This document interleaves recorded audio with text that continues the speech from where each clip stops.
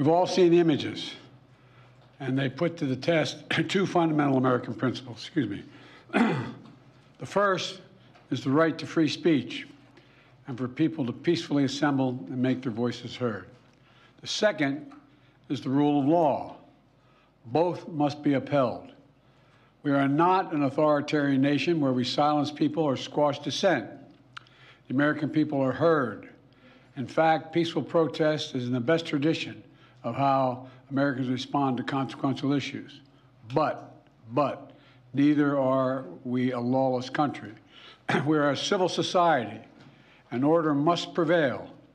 Throughout our history, we've often faced moments like this because we are a big, diverse, free-thinking, and freedom-loving nation.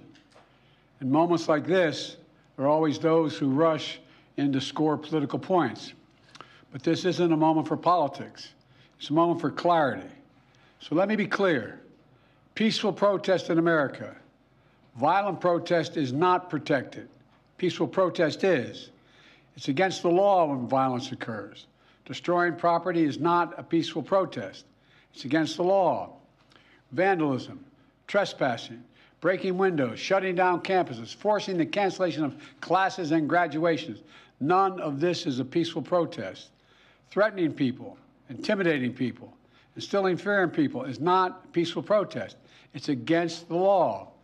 Dissent is essential to democracy, but dissent must never lead to disorder or to denying the rights of others so students can finish the semester and their college education. Look, it's basically a matter of fairness. It's a matter of what's right. There's the right to protest, but not the right to cause chaos.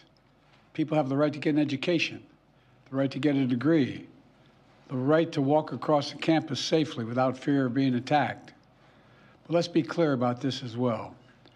There should be no place on any campus, no place in America for anti-Semitism or threats of violence against Jewish students.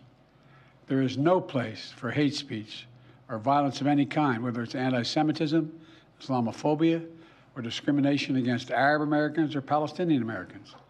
It's simply wrong. There's no place for racism in America. It's all wrong. It's un-American. I understand people have strong feelings and deep convictions. In America, we respect the right and protect the right for them to express that. But it doesn't mean anything goes. It needs to be done without violence, without destruction, without hate, and within the law.